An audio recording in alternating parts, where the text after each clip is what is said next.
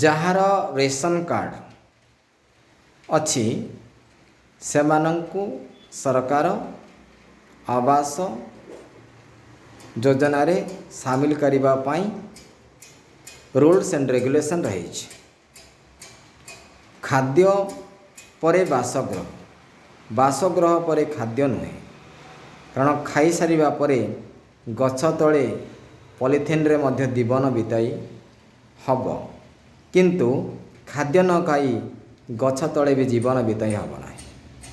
ଖାଦ୍ୟ, ବସ୍ତ୍ର, ବାସଗୃହ, ଶିକ୍ଷା, ଏହି ଚାରୋଟି ଉପାଦାନ ଅତି ଜରୁରୀ ଏକ ବିକଶିତ ରାଷ୍ଟ୍ର ନିର୍ମାଣ ପାଇଁ।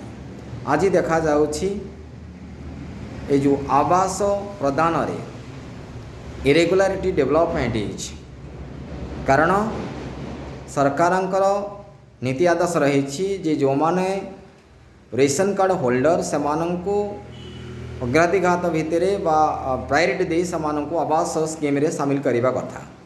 କିନ୍ତୁ କିଛି ଫଲ୍ସ କନସେପ୍ସନ୍, ମିସକନସେପ୍ସନ୍, ମିସ୍ଇନଫର୍ମେସନ୍ କିଛି ଅଥରିଟିମାନଙ୍କ ପାଖରେ ପହଞ୍ଚିଲା ପରେ ଏହାର ରେଜଲ୍ଟ ପ୍ରପର ଚ୍ୟାନେଲରେ ପହଞ୍ଚି ପାରୁନାହିଁ, ଯାହାଦ୍ୱାରା ଆଜି ବି ଅନେକ ରେସନ୍ ହୋଲ୍ଡର ମାନଙ୍କ ପାଖରେ ଆବାସ ପହଞ୍ଚି ପାରିନାହିଁ।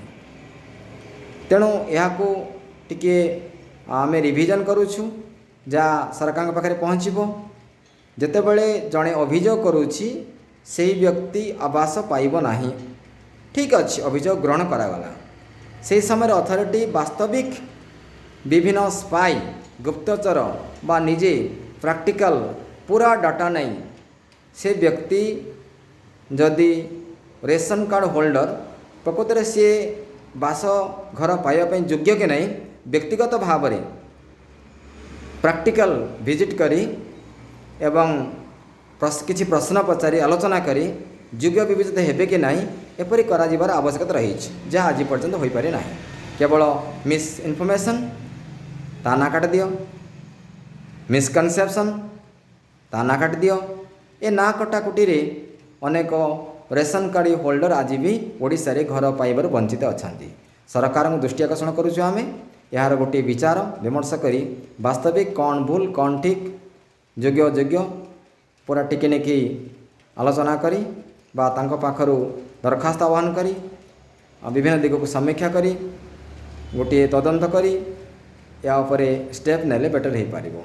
କାରଣ ରେସନ୍ କାର୍ଡ଼ ଯେଉଁମାନଙ୍କର ଅଛି ସେମାନଙ୍କୁ ଆବାସ ଯୋଜନାରେ ସାମିଲ କରିବା ପାଇଁ ଏକ ରୁଲ୍ସ ରେଗୁଲେସନ୍ ରହିଛି, ଯାହା ଆପଣ ଜାଣିଛନ୍ତି। ସେ ବିଷୟରେ ଆମେ ଅଧିକ କିଛି କହିବା ଉଚିତ ମନେ କରୁନା। ଏହା ଠିକ୍ ନା ଭୁଲ ଆପଣମାନେ ବିଚାର କର।